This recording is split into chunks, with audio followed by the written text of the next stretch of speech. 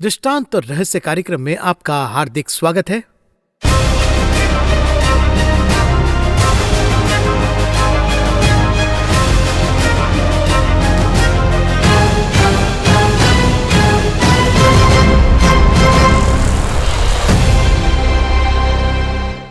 Matthew chapter 13 एक interesting chapter ही नहीं, उसमें बहुत सीक्रेट्स है, हेवनली सीक्रेट्स है। Let's welcome brother MD Jagan and ask him a few questions. Brother Jagan, welcome to the program. एक एक पैराबल में हम एक एक डायमेंशंस को देख रहे हैं। उसके अलावा परलोक का जो रहस्य है वो पैराबल में है, इसे हम एक अलग एंगल से हमने डिस्कस किया है। मैथ्यू चैप्टर 13 इसका मतलब ही एक अलग चैप्टर है। फंडामेंटली बहुत ही सहज और सरल है अंडरस्टैंड करने के लिए, पर इसके अंदर बहुत से रहस्य है। तो ये मैथ्यू चैप्टर 13, इसे हम कैसे समझें? देखिए, ये पूरी तरह से अगर इसे देखा जाए तो ये दृष्टांतों से भरा हुआ अध्याय है। केवल इतना ही नहीं, देखिए दूसरे जो दृष्टांत है वो किस पर आधारित है ये पूछे तो बीज बोना, बीज बोने वाला, भूमि के बारे में, उसके संबंध में देखा जाए तो बहुत ही महत्वपूर्ण 3-4 दृष्टांत हैं। तो इसे आज हम देखेंगे। अगर आप पूछे कि इन दृष्टांतों के पीछे क्या रहस्य है, स्वर्ग के बारे में यहाँ पर इन वचनों में रहस्य है, वो इसी अध्याय में है, बेस में वो इसी पर आधारित है। इसलिए जब प्रभु ने कहा, चेलों ने पूछा था दृष्टांतों में क्यों बात करते हो, तो प्रभु यीशु ने कहा परमेश्वर के राज्य के जो रहस्य है वो दृष्टांतों में बताए गए हैं। दृष्टांतों में स्वर्ग का रहस्य है। इस तरह का जो विवरण है वो इस अध्याय में है। तो हम इसे हल्के में नहीं ले सकते। तो परलोक का रहस्य मतलब इसे हम पढ़ना ही नहीं या फिर ध्यान करना ही नहीं, बल्कि इसे गहराई से समझना भी है ना। हर एक वचन को गहराई से देखे तो उसमें बहुत से विषय हैं। हाल ही के दिनों में परमेश्वर के वचन पर मनन करने के लिए मुझे ज़्यादा समय मिला। पिछले दिनों की तुलना में ये थोड़ा ज़्यादा समय था। अब देखिए, इन वचनों के पीछे जो बात है, मैं यही कह रहा हूँ कि मैं यहूदी परंपरा के बारे में नहीं कह रहा हूँ। देखिए, इन वचनों के पीछे स्वर्गीय रहस्य हैं। देखिए, इनमें से हर एक के पीछे एक खजाना है। आपके शब्दों में कहे तो इसमें इतना खजाना है, अगर इस पर बात करते जाए तो हम हैरान हो जाएंगे। हाल ही में बस कुछ 2 दिन पहले मैं वचन पर मनन कर रहा था, और फिर जब हम बैठकर बातें कर रहे थे, ये तो परिचित वचन थे, लेकिन फिर भी इसमें से बहुत सी जानकारी हमें मिली। तो ये जो खजाना है, इसे समझने के लिए हमारा जीवन काल भी कम पड़ जाएगा। जैसे हम इस खजाने को लेकर देते हैं, मैं विश्वास करता हूं वो केवल इसी में संतुष्ट ना हो, इसमें खुश ना हो। देखिए, इसके पीछे एक और वर्जन है, इसे वो खुद पढ़कर इसे ढूंढ ले। अगर हम इसे लेके पढ़ने लगे तो बहुत अच्छा होगा। नहीं, क्योंकि आप एक बाइबल टीचर है और आपको बहुत से जगह पे बुलाते हैं, इसलिए आप जो एक्सप्लेनेशन दे रहे हैं उसे बहुत ही चाहत से लोग सुन रहे हैं। और उसके अलावा आप जो कह रहे हैं, एक पार्ट आप कर रहे हैं, उनका पार्ट भी तो है। जी हाँ, हम किसी हद तक ही गहराई में जा सकते हैं, लेकिन बाकी की गहराई में उन्हें खुद जाना होगा। इसे इंग्लिश में कह सकते, लेकिन हिंदी में बहुत ही सुंदर है। वो है कि मछली मत दीजिए, लेकिन उसे मछली पकड़ना सिखाइए, कहते हैं। अगर एक मछली दे तो एक बार ही खाकर उसे खत्म कर देंगे, लेकिन मछली पकड़ना सिखाए तो जरूरत पड़ने पर जाकर मछली पकड़ेंगे। यदि हम कोई विषय लेकर उन्हें इसके बारे में बताए, हाँ अच्छी बात बताइए और खत्म हो गया।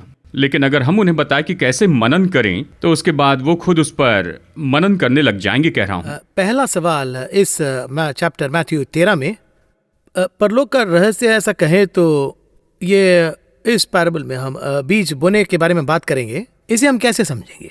अब देखिए, इसे समझने के लिए इसके 2 एंगल हैं, यानी इस दृष्टांत के संबंध में।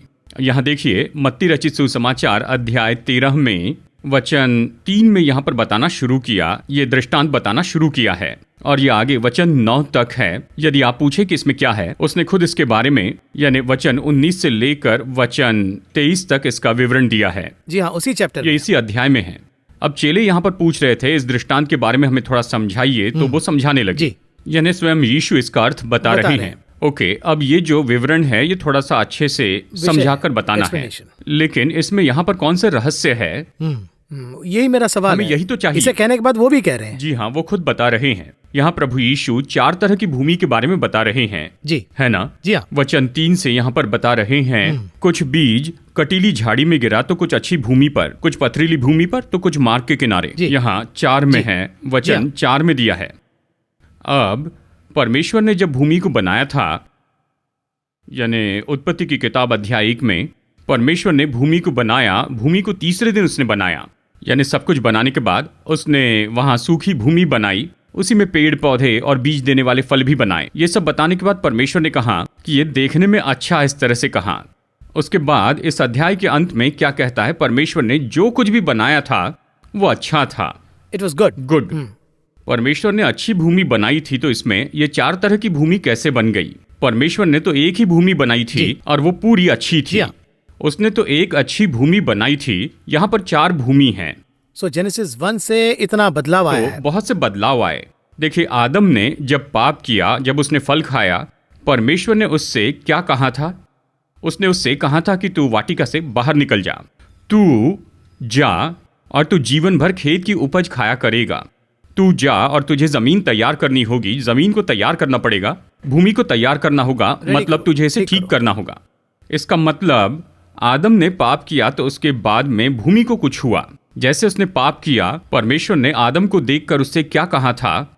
इसलिए भूमि तेरे कारण श्रापित हुई, नंबर 1। नंबर 2, परमेश्वर ने क्या कहा? वो तेरे लिए ऊंट कटारे उगाएगी कहा। देखिए, ये दूसरी भूमि यहां पर आई। एक एक्शन का बहुत सारा असर हो रहा है, रिएक्शन हो गया। तो देखिए, अच्छी भूमि 2 भूमि में बदल गई। वहीं पर यानी स्पॉट पर हुआ। एक तो ऊंट कटारे वाली भूमि, दूसरी अच्छी भूमि। तो ये दूसरा पार्ट है। इसके बाद में कैन ने गलती की, है ना जी। जैसे कैन ने गलती की, उस समय परमेश्वर ने उससे क्या कहा? तू भटकने वाला और भगोड़ा होगा, यू विल वॉक। देखिए, जैसे कि लोग भटकते रहते हैं, यानी फिजिटिव होते हैं, वो बस चलते रहते हैं। अब देखिए, मार्ग के किनारे की जो जगह होती है वो तो बस लोगों के चलने के लिए होती है। यहाँ पर परमेश्वर क्या कह रहे हैं, यानी केन से क्या कहते हैं? इस श्रापित भूमि के ऊपर तू भी श्रापित है। यहाँ पर दूसरा श्राप आया। अब उसने चलना शुरू किया। उसने कह दिया तू बोएगा लेकिन वो फलवंत नहीं होगा कहा। देखिए, परमेश्वर ने बार बार भूमि पर ही श्राप भेजे। पहले तो उसने उसे श्राप दिया, उसने कहा कि ये भूमि पर भी चला गया, उससे कांटे ऊंट कटारे होंगी। और फिर बाद में कैन से कहा मार्ग के किनारे वाली होगी, तू चलता जाएगा, तू अब से चलता ही जाएगा। अब वो बस चलता चलता चला गया। अब गौर से सुनिए, कोई भी जानवर चले तो वहां पर मार्ग नहीं बनता है, मनुष्य चले तो ही मार्ग बनता है। कारण इसके पीछे कारण क्या है? मनुष्य तो श्रापित है।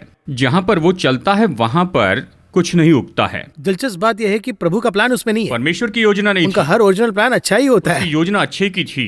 हाल ही में मैं कह रहा था, सब लोग परमेश्वर से सवाल करने लगे हैं, परमेश्वर ऐसे कैसे हैं, परमेश्वर ऐसे कैसे हो सकते हैं। परमेश्वर वो खुद वहां पर सवाल पूछ रहे हैं। आज के यही माता पिता अपने बच्चों के लिए अच्छे खिलौने, वीडियो गेम्स खरीदते हैं, उन्हें सेलफोन देते हैं। बेटा सेलफोन तोड़ देता है तो गलती किसकी है, पिता की या बेटे की है? अब वो क्या कहते हैं, जबकि आप वहां पर थे तो बेटे ने फोन कैसे तोड़ा? अगर आप वहां बेटा फोन तोड़ दे, मैंने इसे खरीद कर दिया उसकी अपनी मर्जी के लिए, यानी अपनी मर्जी से इसका उपयोग करो कहा, उपयोग करने के लिए दिया तो गलत उपयोग किया, उसके लिए ये क्या कर सकते हैं? अब इसी बात को बेटे के नजरिए से देखे तो कई बार पिता कहते हैं तुम ऐसा नहीं कर सकते, खरीद कर दिया, तुम ये नहीं कर सकते, वो नहीं कर सकते, इस फोन को ऐसे उपयोग करते हैं। अगर इस तरह से कहेंगे तो बाकी सब लोग क्या कहते हैं पता है? इन्होंने खरीद कर दिया लेकिन अभी ये तानाशाह जैसे व्यवहार कर रहे हैं, मेरे पास तो कोई आजादी नहीं है, इस तरह वो खुद कहेंगे। पिता ने पूरी आजादी दी, इसने गलती कर दी। फिर से कहते हैं जब बेटा गलती कर रहा था तो पिता ने क्यों नहीं रोका? मतलब पूरा पिताजी वो तो बस पिता पर ही दोष लगाते हैं, परमेश्वर पर ही दोष लगाते हैं। देखिए, 6000 साल पहले परमेश्वर ने मनुष्य को बहुत अच्छी भूमि दी थी, सब कुछ मनुष्य ने बिगाड़ा। पहले क्या किया, उसके कारण भूमि श्रापित हुई। परमेश्वर ने ये कहा श्राप देकर निकाल दिया, जहां जहां मनुष्य पैर रखेगा वहां पर कुछ नहीं उगेगा। हाथी भी जाए तो उस जगह कुछ उगता है, इतने वजन पर भी जहां मनुष्य चलता है वहां कुछ नहीं उगता है। ये यही है। तो इस तरह से तीसरी भूमि आ गई, एक तो अच्छी भूमि, फिर ऊंट कटारे वाली भूमि और फिर मार्ग के किनारे वाली। इसके बाद में ये नूह के समय के बाद हुआ। यदि आप नूह के समय में देखें तो सब कुछ चला गया और फिर बाकी क्या रह गया देखे तो केवल पहाड़ रहे, सिर्फ माउंटेन्स। वहीं पर जहाज आकर रुक गया था और फिर इस तरह से एक और चीज बन गई, वो वहां से आए, इस तरह से ये बना, उनका मन तो पत्थर के जैसे कठोर हो गया है।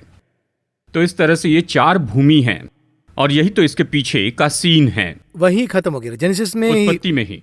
उत्पत्ति में देखिए पूरे बाइबल के सीक्रेट बताए गए हैं। हमने बहुत से रहस्य बताए हैं, प्रकाशित वाक्य में से, दानियल में से और यहाँ पर दृष्टांतों से। देखिए इन सब में रहस्य है, लेकिन उत्पत्ति की किताब में जो रहस्य हैं वो पूरे हम नहीं जान पाएंगे। देखिए, पहले ये 11 जो अध्याय है ना, उसमें पूरे बाइबल के संसार का नक्शा दिया है। उसमें उतना विषय है। ये इन 11 अध्यायों में है, यानी इन 11 अध्यायों में उत्पत्ति 1 से 11 में, यानी इस पर मनन करते चले जाए तो इसमें जो रहस्य है ना वो हम पर प्रकट होंगे। और वो भी जेनेसिस 1 और 2 और रेवलेशंस का आखिरी भाग, वो भी एक यूनिक है, अपने आप में अद्भुत है। वहां दो यहाँ दो। देखिए, यही तो परमेश्वर की महानता है, जो कि उसने इस सारे खजाने को इस तरह से सबसे अच्छा भाग कंप्रेस्ड मोड में, जैसे हम कहते हैं ना जिप फाइल में दिया है, वो तो यहाँ पर है। तो देखिए, इस तरह से ये 4 तरह की भूमि है और इस तरह मनुष्य की ये 4 योग्यताएं हैं। इस तरह ये भूमि बताई गई है। तो ये उसका एक भाग है, यानी इसमें ये एक भाग है। यानी मनुष्य जब इस 4 तरह में बदल गया तो फिर 4 तरह की व्यवस्थाएं हैं, फिर 4 समय काल है। ये कौन से समय काल है मैं आपको ये बताऊंगा। देखिए, आदम से लेकर नूह के समय तक एक व्यवस्था है। अब यहाँ पर जो व्यवस्था, यानी ये तो आज्ञाएं हैं। कुछ लोग कहते हैं उस समय व्यवस्था नहीं थी। हाँ थी, विवेक की व्यवस्था हम उसे कहते हैं। यानी विवेक के अनुसार जो कुछ भी करते हैं वो सच्चाई है, विवेक की ये सच्चाई है। उसी में तो नोआ थोड़ा सा अलग थे, ऐसा कहकर। नूह परमेश्वर के साथ चल रहा था, वो तो धर्मी था। उदाहरण के लिए मनुष्य का विवेक कैसा होना चाहिए। देखिए, आदम से परमेश्वर ने कौन सा सवाल पूछा था, यानी मना किया हुआ फल क्या तूने खा लिया। ठीक है, पहला सवाल, किसने तुझसे कहा कि तू नंगा है। क्या इस सवाल का उसने जवाब दिया? जवाब ही नहीं दिया। यदि वो इस सवाल का जवाब दे देता तो अलग कहानी होती, वहीं पर थोड़ा अलग खत्म हो सकता था, खत्म होगा कुछ और होता। इस सवाल का जवाब नहीं दिया कि तुझे किसने बताया कि तू नंगा है। दूसरा सवाल उससे पूछा, मैंने मना किया हुआ फल क्या तूने खाया। मैंने जो फल खाने के लिए मना किया, क्या तूने उसे खाया। अब इसका क्या जवाब देना था, या फिर खाया या नहीं, ऐसा ही कहना। यही जवाब था ना। लेकिन उसने कहा, तूने जो स्त्री दी है उसने ही मुझे ये खिलाया है। ब्लेम कर दिए, उसने परमेश्वर पर ही दोष लगाया। मतलब रिवर्स कर दिया। तूने जो स्त्री दी है उसी ने मुझे खाने को दिया। परमेश्वर ने हव्वा से पूछा, तूने इसे क्यों खाने के लिए दिया। इस तरह से पूछा तो हव्वा ने ये नहीं कहा, मुझे माफ कीजिए मैंने गलती की है। आदम ने नहीं कहा। तो हव्वा ने यहाँ पर क्या कहा, सर्प ने मुझे बहका दिया। तो इन्होंने भी ब्लेम कर हव्वा ने सर्प के ऊपर दोष लगाया। देखिए, इस सब में मैंने पाप किया ये स्वीकार नहीं किया, एक्सेप्ट नहीं किया, स्वीकार ही नहीं किया कि मैंने गलती की है। हाँ प्रभु, मैंने वो फल खाया, इस तरह के कोई शब्द उनके मुंह से नहीं निकले। अब ये पहला है जो विवेक के विरुद्ध में हुआ। अब यहाँ पर यीशु ने यहाँ पर जो भी उपदेश दिए उसके अंदर में उसने यह आज्ञाएं दी है। अनुग्रह की व्यवस्था, स्वतंत्रता की व्यवस्था हम कहते हैं। इसके पहले उसने यहूदियों को व्यवस्था दी थी जिसे हम लॉ कहते हैं। देखिए, उसके भी पहले विवेक की व्यवस्था थी, विवेक की व्यवस्था थी। आज भी इस तरह से कुछ लोग कहते हैं ना, अपने विवेक को जांच कर तुम ये कहना। इसलिए कई बार ये करने से डरते हैं, वो करने से डरते हैं। चेतना को, विवेक का डर होता है, क्योंकि देखिए इस संसार में जो कुछ भी हो रहा है उसके अंदर संभावना होती है कि झूठ बोले, लेकिन चेतना पर विवेक झूठ नहीं बोलता। हो सकता है कि बाहर से उन्होंने जो कहा वो झूठ हो, लेकिन उनके विवेक में वो अच्छे से जानते हैं कि मैंने क्या किया है। अब परमेश्वर क्या चाहते हैं, यानी आपका हृदय जो कहता है, जो भी कहता है उसे आप कहते जाए, उसे डिफॉल्ट अंदर रख दिए। जी हाँ, देखिए वो कभी गलत नहीं कहता है। फिर एक समय काल में ये जो विवेक है यही तो झूठ बोलने लग गया। इसलिए बाइबल कहती कि उनका विवेक दागा गया है। इस तरह कहती, वो अपने विवेक के विरुद्ध में ही कहते हैं, वो खुलकर झूठ बोलते हैं, वो भी आराम से। देखिए पूरी दुनिया जानते हैं कि इसने ये किया है, पर वो कहता है नहीं मैंने नहीं किया। साबित कर देते हैं, पर आखिर तक जज के सामने कहते हैं मैंने ऐसे नहीं किया। सब कुछ वो साबित करके दिखाएंगे, पर उनका विवेक जानता है कि ये इसी ने किया, इसी ने किया है। इन लोगों का विवेक दागा हुआ है। अगर आप ये पूछे कि ये व्यवस्था कब तक थी, नूह के समय तक थी। अब देखिए आदम के बाद की पीढ़ी यानी कैन ने हाबिल की हत्या की थी जी।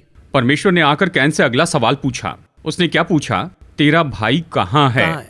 इसके लिए उसने क्या जवाब दिया, मैंने गुस्से में आकर उसे मारा और वो मर गया, ऐसे कहना था। लेकिन उसने क्या कहा, क्या मैं अपने भाई का रखवाला हूं? रिवर्स क्वेश्चन, क्या मैं उसका वॉचमैन हूं? तुम आकर मुझसे ये सवाल क्यों पूछ रहे हो? ऐसे कहा। परमेश्वर ने उससे कहा, उसका लहू मुझे पुकार रहा है, मैं उसकी पुकार सुन रहा हूं, इस तरह कहा। इस तरह देखिए इसका भी विवेक झूठा हो गया। अब इसकी पीढ़ी में कोई आया, लेमेक नाम का मनुष्य, देखिए ये नूह का पिता नहीं है, इसकी पीढ़ी में से लेमेक आया। वो लेमेक कहता है कि मैंने किसी को अपने हाथ से मारा, यानी उसे इतना मारा कि ये खुद जख्मी हो गया।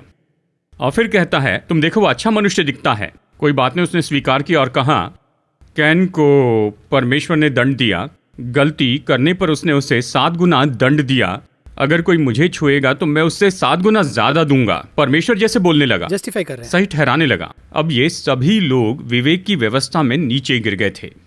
अब आपने देखा कि व्यवस्था कैसे आई थी, परमेश्वर ने क्यों यहूदियों के लिए ये व्यवस्था दी थी। वो अपने विवेक से भी झूठ बोलने लग गए थे, बेस ही चला गया। इसके बाद उनमें से कोई सत्य नहीं आ रहा था, तो और कोई तरीका ही नहीं था, इसलिए उसने अपनी व्यवस्था दी।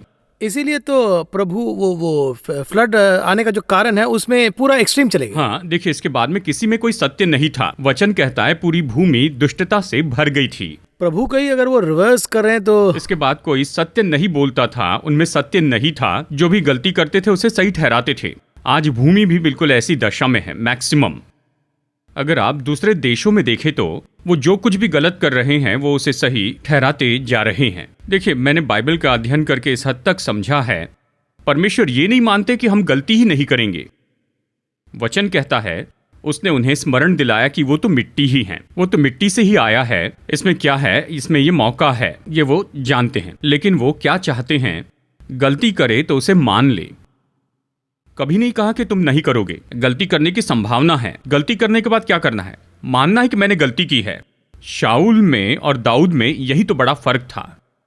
शाऊल ने गलती की थी, एक तरह की गलती, दाऊद ने दूसरी तरह की गलती की। हम क्या सोचते हैं कि शाऊल की गलती तो छोटी थी, दाऊद की गलती तो बहुत बड़ी थी। यानी हम लोग पाप में भी बड़ा फर्क निकालते हैं। हम तो उसमें डॉक्टरेट किया ना। ऐसी बात है, मैं जो भी पाप करता हूँ वो छोटा ही पाप है, यदि और कोई इसे करता है तो वो बड़ा पाप है। ऐसे जजमेंट दिए बिना हम छोड़ते नहीं हैं। देखिए अब इन दोनों मनुष्यों में फर्क क्या है ये देखें तो शाऊल, उसे शमूएल ने आकर जगाया। उसने उससे पूछा कि मैं यहाँ भेड़ों की आवाज सुन रहा हूँ, ये क्या है? तो शाऊल ने क्या कहा, मैंने इन्हें परमेश्वर को बलिदान चढ़ाने के लिए रखा है। अमालेकियों की सारी चीजों को तुम्हें नाश करने के लिए कहा था। इंस्ट्रक्शन तो क्लियर है जी। उन सबको मारने के बजाय उसने क्या किया, जो सबसे उत्तम है उसे रख दिया। तूने ये क्यों रखा? देखो ये परमेश्वर के लिए है। इसे आत्मिक पाप कहते हैं। अब उस पाप को वो आत्मिकता से ढक रहा है। अब यहां दाऊद, ये तो बड़ा पाप है हमारे नजरिए में, ये सच में बड़ा पाप है। इसके बाद नातान भविष्यवक्ता ने कहा, सुनो तूने इस तरह से पाप किया है। देखिए उसके बाद में बिल्कुल सीधा, मैं वो मनुष्य हूं, मैंने गलती की है, वो वहीं पर नीचे गिरता है। जी हाँ, एक्सेप्ट कर रहे हैं और उसके अलावा कोई आर्गुमेंट भी नहीं। हाँ, परमेश्वर क्या देख रहे हैं, यानी विवेक में हम जानते हैं उसके विरुद्ध नहीं कहना है। जब विवेक दोष लगाता है तो मान लीजिए अब से आगे मैं देखूंगा। अगर मनुष्य का विवेक ही मर जाए तो उसे कैसे सही कर सकते हैं? कुछ नहीं कर सकते। उसके बाद बात करने का कोई तरीका नहीं। बाहर का कोई व्यक्ति कहे तो आप स्वीकार नहीं करेंगे, व्यवस्था से बताए तो नहीं मानेंगे। अगर आप मन की आवाज ही नहीं, आपके अंदर जो विवेक है अगर उसे ही झूठ कहे तो फिर क्या कर सकते हैं? परमेश्वर यही देखते हैं, यही फर्क है। देखिए इन दोनों में यही तो फर्क है। क्या हुआ, देखिए आखिर तक उसका कोई वंश नहीं था शाऊल का। अब यहां पर दाऊद को देखिए, उसने मान लिया, फिर उसे क्षमा भी किया गया और फिर उसका वंश बचाया गया। तो देखिए ये विवेक की व्यवस्था होती है पहले, और फिर दूसरा है परमेश्वर की व्यवस्था। अब ये परमेश्वर की व्यवस्था कब आई पूछे तो नूह के बाढ़ के बाद आई। नूह ने इन बातों का पालन किया। मैं इसका बदला लूंगा, अपने भाई से पूछूंगा, उसकी गलती के लिए मैं उसका बदला दूंगा, ये सब परमेश्वर ने कहा। और वो भी आदमी हार्ड था इसीलिए वही आया। जी, उसकी गलतियों का फल इसने भोगा। यानी दूसरी तो ये व्यवस्था आई है। देखिए पहले विवेक की व्यवस्था में, अब इस विवेक की व्यवस्था में कुछ छूट गया था तो वो भूमि थी। उस समय काल में भूमि को कुछ नहीं हुआ। अब उसी भूमि पर हम यहाँ पर क्या देखते हैं, वो है कांटे। ये ऐसा क्यों है? क्योंकि पाप करने के बाद क्या आया? कांटे आए। कांटे आने के कुछ समय बाद परमेश्वर ने बातें की, पर वो क्या नहीं कर पा रहे थे? स्वीकार नहीं कर पा रहे थे। बीज तो वचन है, वचन तो उन्हें देते चले गए, लेकिन वो स्वीकार नहीं कर रहे थे। एक जगह वो स्वीकार करते हैं, लेकिन क्या होता है, वो दबाए जाते हैं और फिर उनमें कोई स्टैंडर्ड नहीं रहता। अभी आज भी देखिए ऐसे कुछ लोग हैं, जब उन्हें कुछ बातें बताते हैं तभी वो सुनते हैं। घर में कुछ बच्चे ऐसे होते हैं, उनसे कुछ कहें तो बस ऐसे चुपचाप बैठते हैं, सॉरी डैडी, वो ऐसे ही कहते हैं, लेकिन बाहर जाकर फिर से वैसे ही करते। तो हम क्या महसूस कर सकते हैं? अब हमने कहा है, लेकिन इसके दिमाग में क्या गया है कि क्या हो रहा है? पर जब वो सुनता है, ध्यान से सुनता है। विवेक की व्यवस्था ऐसी ही है। जब कैन से कहा गया तो उसने सुना, परमेश्वर तूने ऐसे कहा, मैं इसे सहन नहीं पाऊंगा। ठीक है, मैं अपनी संतान को नहीं मारूंगा, इसका अपना उद्देश्य है। ठीक है, वो केवल क्षमा ही नहीं करेंगे, फिर से वो गलती करे तो फिर वो क्या नहीं करते? एक जगह कैन के बारे में देखिए, क्या उसने हाबिल की हत्या की, इसके लिए उसे खेद हुआ? नहीं। किसी जगह पर क्या उससे पश्चाताप हुआ? बिल्कुल नहीं। उसके लिए ये बात तो ठीक थी, उसके लिए काम पूरा हो गया। विवेक खो दिया था यही जगह जहां कांटे थे। देखिए, पहले वहां पर कांटे आए। सबसे पहले जब कांटे आए तो उसने उसमें बीज बोया। देखिए, उससे पहले तो कांटे निकालना था, ऐसे कहा गया था। अब ये कांटे वहां पर शुरू हुए। व्यवस्था कहां पर दी गई? सीनै पहाड़ पर दी गई थी। सीनै पर्वत पर मूसा से परमेश्वर ने जलती झाड़ी में से बात की। यहां पर कांटे, वहां पर कांटे, मतलब व्यवस्था खत्म हो गई। यानी उन कांटों से नई व्यवस्था शुरू हुई। परमेश्वर ने कांटों से क्यों शुरू किया पूछे तो विवेक की व्यवस्था अभी खत्म हो गई थी। अब से यहां पर व्यवस्था शुरू हुई पहाड़ के ऊपर। अब ये कौन सी व्यवस्था? ये देखे तो इस्राएली लोग जो मिस्र से निकले थे, कनान में जाने के लिए मार्ग में दी गई थी। On the way. On the way, यही वो बीज है जो मार्ग के किनारे गिरे थे। ये दूसरी आज्ञा है। जब वो जा रहे थे तब परमेश्वर ने ये दी थी। अब यहां पर देखिए, मार्ग के किनारे वाले भी वो तो वहीं पर बने रहे, उन्हें व्यवस्था दी गई, उन्होंने उन व्यवस्था को ही बदल दिया था। ये और भी भयानक था। विवेक की व्यवस्था चली गई, फिर परमेश्वर ने उन्हें देखा, ठीक है, बलिदान लेकर आए। देखिए, बलिदान के तो दो कारण हैं। एक तो पाप को ढांकने के लिए, फिर एक और साल में एक बकरा लाने के लिए कहा। तो फिर घर में क्या करना पड़ेगा? बकरे को पालना होगा। कैसे? जो निर्दोष हो, निष्कलंक हो, यानी बिल्कुल परफेक्ट होना चाहिए। दे रहे हैं। किस लिए? देखिए, इसका यही तो अर्थ है कि इतना ध्यान देकर उस बकरे की परवरिश करनी है, हर दिन देखना है, यानी हर एक दिन। तो फिर 365 दिन पूरी तरह उसकी देखभाल करते हैं, फिर 366वें दिन उसका बलिदान करते हो तो क्या महसूस होगा? वो तो थोड़ा दर्द तो होगा ही। घर में एक बिल्ली 3 महीने तक पाल कर देखिए, या फिर 6 महीने तक कुत्ता पाल के देखिए, अटैच हो जाते हैं। अटैच हो जाते हैं। आप हर दिन उसे देखते हैं, उसे कोई चोट नहीं पहुंचनी चाहिए, एक खास जगह पर रखते हैं, उसको पालन पोषण करते, यानी इस हद तक उसकी देखभाल करते जाते हैं। अगर उसका बलिदान करना है तो मन का क्या होगा? बुरा लगेगा। व्यवस्था जो विवेक को कायल करती वही आज्ञा है। वही तो क्राइस्ट का जन्म होते समय वो नाइट में पहरे देते हैं। गडरिये भेड़ों की रखवाली कर रहे थे, रात को रखवाली कर रहे थे। अब रात को रखवाली करने वाले कौन है पूछे तो चरवाहे कब रात को रखवाली नहीं करते, सामान्य रूप में पूछे तो इसके पीछे कारण यह है कि वो भेड़ों को अंदर बंद कर देते हैं, वो उन्हें बंद करके घर चले जाते हैं। वो किन भेड़ों की रखवाली करते? मतलब फसह के भेड़ों की। ये पासओवर है। यानी फसह के समय में ऐसे मेमनों की खास देखभाल होती थी। वो क्यों उनकी रखवाली करते हैं, इसके पीछे कारण है। उन गडरियों से स्वर्गदूत ने कहा था, उसने आकर गडरियों से क्या कहा पूछे तो जिन भेड़ों की रखवाली करते थे, जब वो भेड़ों की रात भर रखवाली करते थे तो अगली सुबह अगले दिन तंबुओं का पर्व होता था। वो लोग जाकर तंबू में रहते थे, अपने घर के सामने ही वो तंबू लगाते थे और एक हफ्ता वहीं पर रहते थे।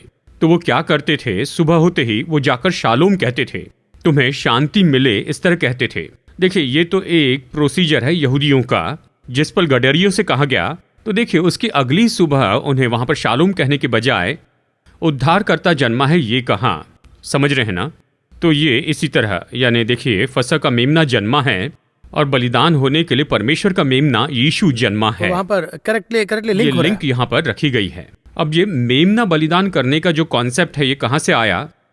अब तक उनका विवेक क्या हो गया था? वो तो दाग दिया गया था। अब ये तो उसे जगाते जा रहा था। परमेश्वर का प्रेम, उसका जो प्रेम है, जब मेमने का बलिदान होता था तो वो ऐसे महसूस करते कि उनका जो पाप है उसका क्या हुआ है, बलिदान हो गया। ये कहकर वो महसूस करते थे कम से कम तब तो बदलेगा, कम से कम उसके बाद वो बिना पाप के होंगे। तो फिर उसके बाद में मुझे फिर से बलिदान करने जाना है। अगर मैं फिर से पाप करता हूँ तो फिर से मेमने का बलिदान करना होगा, ये अर्थ है। एक समय में यह ऐसा बन गया, अगर आप यहूदियों से पूछे तो ये वचन उनके लिए बिल्कुल अलग तरह से काम करने लगा।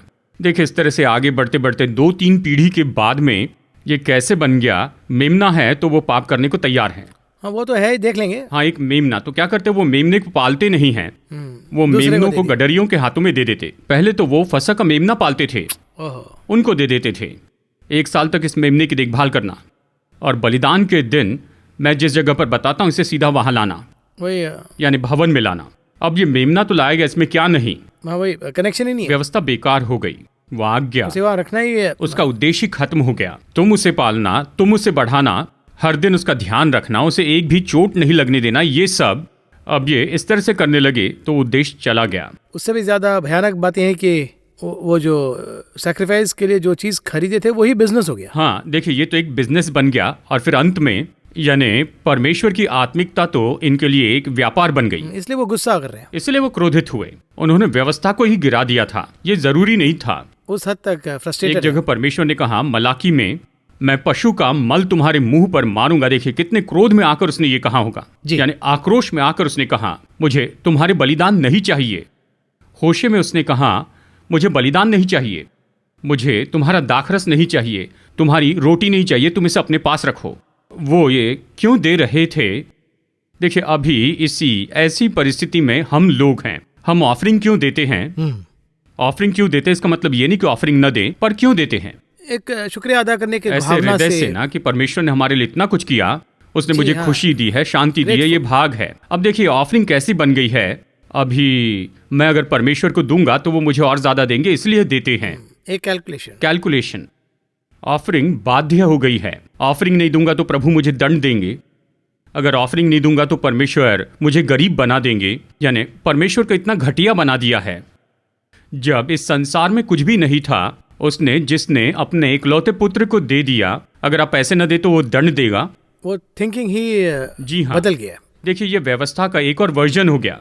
व्यवस्था के समय जो भी गलती करते थे उसका एक और वर्जन है। वो क्या सोचते थे, मेमने का बलिदान करे तो समस्या हल हो जाएंगी। अब मेमना है तो मैं पाप कर सकता हूँ। अब क्या हो गया है, ऑफरिंग है तो मैं जो चाहे कर लूँ। निर्णय लेते हैं अगर हम दे तो ठीक है, राइट। देखिए एक लड़का एग्जाम के समय कहता है अच्छे मार्क्स मिलेंगे तो परमेश्वर के लिए मैं ये करूँगा, कहता है। ओहो, उसे अच्छे मार्क्स मिलेंगे यानी ये तो दूसरी बात है, पर क्या उसने पढ़ाई की? पढ़ने पर ही तो मार्क्स मिलेंगे ना। पढ़े बिना ही मैं परमेश्वर को इतना दूं तो मुझे अच्छे मार्क्स देंगे, ये कैसे होगा? तो मार्क्स अगर नहीं आए तो देखो मैंने इतना की लेकिन परमेश्वर ने मार्क्स नहीं दिए। प्रार्थना करना तो ये तो दूसरी बात है, पढ़ाई कीजिए। कर्म बिना विश्वास मरा हुआ है। आज ऑफरिंग ऐसी हो गई है, हमने उसे व्यवस्था जैसे बना लिया है। अब ये जो दो भूमि है, दो व्यवस्थाएं हैं, यानी आदम से सीनै पर्वत पर ऊंट कटारे और फिर झाड़ी में परमेश्वर का दिखना, ये तो दो कांटों की व्यवस्था है। उसके बाद में कलवरी के पहाड़ तक व्यवस्था थी, अब व्यवस्था खत्म हो गई। मसीह में वो खत्म हो गई, लेकिन ये व्यवस्था परमेश्वर ने उन्हें कहाँ दी? मिस्र से इस्राएल में आते समय परमेश्वर ने उन्हें आज्ञा दी। ये इस्राएल में नहीं दी गई थी, मार्ग में दी थी, और यही तो मार्ग में गिरे हुए बीज हैं। तो देखिए ये ऐसी दो बातें हैं, इसके बारे में और भी विवरण से हम देखेंगे। मैं सोचता हूँ अभी शुरू करें तो समय काफी नहीं होगा। जी हाँ, इसे बात करने से तो ये तो सिर्फ एक लाइन ही तो है, पर इसे बात करें तो इसमें और ज्यादा एपिसोड्स होगा लगता है। अगले एपिसोड में इसका जो अगला जो है भूमि के बारे में बताना जी है। हाँ, और दो भाग है, उसके बारे में हमें बात करना है। वन सेकेंड, क्योंकि टाइम शॉर्ट हमें समाप्त करना है, बट अगले हफ्ते आई थिंक इसमें अगला जो दो भाग है वो कैसे हुआ, उसका सीक्रेट्स क्या है, हमें कैसे तैयार होना है। पर इन सब में एक बात तो साफ है, और वो ये है कि प्रभु हमसे कितना चाहते हैं, ये बहुत ही स्पष्ट है, डीप जी है। हाँ। और हम उनसे कितना मुड़ गए हैं वो भी डीप है। उसे कैसे ठीक कर सकते हैं, सीक्रेट्स क्या है वो भी कह रहे हैं। मतलब कोड भी देकर, सीक्रेट भी देकर, बस तू अंदर आ जाइए, कितनी अच्छी तरह से वो बनाए हैं। अगले एपिसोड में हम उसे और डिटेल में देखेंगे। वंस अगेन इस सीक्रेट्स ऑफ द पैराबल्स में बहुत से विषयों को लोग यूट्यूब और टीवी में देखकर फोन कर रहे हैं, लिख रहे हैं। बहुत ही स्पिरिचुअली बहुत लोग इसे सीख रहे हैं, हम भी सीख रहे हैं। So I want to thank God for giving this program once again. इस कार्यक्रम में आने के लिए धन्यवाद। नेक्स्ट वीक में will again decode another interesting of the secret of the parable. धन्यवाद, नमस्कार। धन्यवाद। दृष्टांत और रहस्य इस कार्यक्रम को देखने के लिए धन्यवाद। इस कार्यक्रम के माध्यम से प्रभु के राज्य के रहस्य को आप जाने होंगे, यह हमारा विश्वास है। इस कार्यक्रम को बहुत से लोगों के साथ साझा करें